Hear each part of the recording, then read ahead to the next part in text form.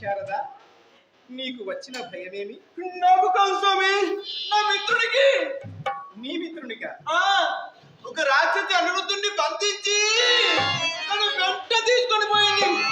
నేను అడ్డుపడుతున్నానని నా కొంచెం వేసి తెచ్చాలి. ఇక్కడ నమ్ముకునే మనకుడు శారదుని అనిరుద్ధుని రాక్షసి బంధించింది. అవును స్వామి. ఎవరా రాక్షసి?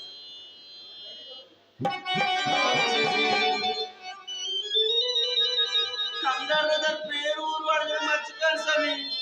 ఇగో ఇప్పుడే తెలుసుకోనక్క.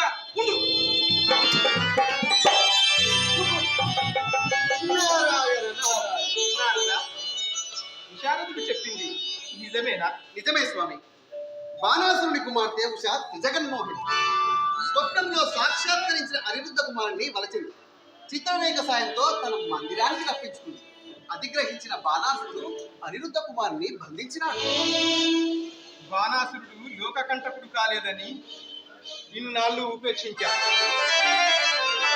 ప్రాయమందిన యువతి యువకుల నడుమ ప్రణయమే పడుతున్నది బలు సహజము.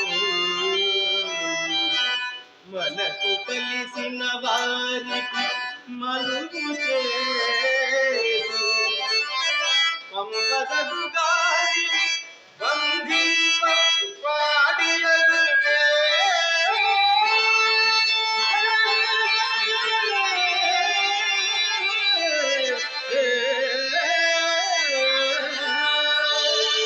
స్వామి, తమరు తన తండ్రి బలి చక్రవర్తిని పాతాళానికి తొక్కారన్న కోపంతో అదును చూసి అనిరుద్ధ కుమారుని బంధించినాడు. బాణాసురుడి పగ లోకాల మీద కాదు, మీ మీదనే. మీరు వెంటనే వెళ్ళి అనిరుద్ధ కుమారుని రక్షించమలేదు. మా తక్షణ కర్తవ్యము అదే. శ్రీకృష్ణరామా, మీరు బాణాసురుని సమీపించే ముందు సోనపుర ద్వార రక్షకుడిగా ఉన్న శంకరుణ్ణి ఎదుర్కోవలసి ఉంటుంది. మరి శంకరుడా? అతనికి నాతో పోరాడగల సామర్థ్యం ఉందా?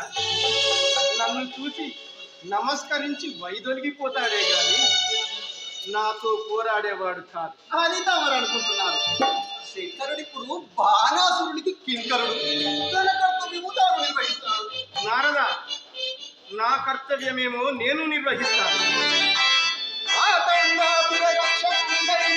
అన్యాయం సైతున్నే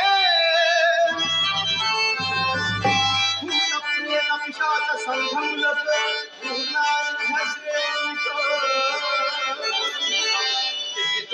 భూత వినాశకారుడనికి సిద్ధంగా వచ్చినను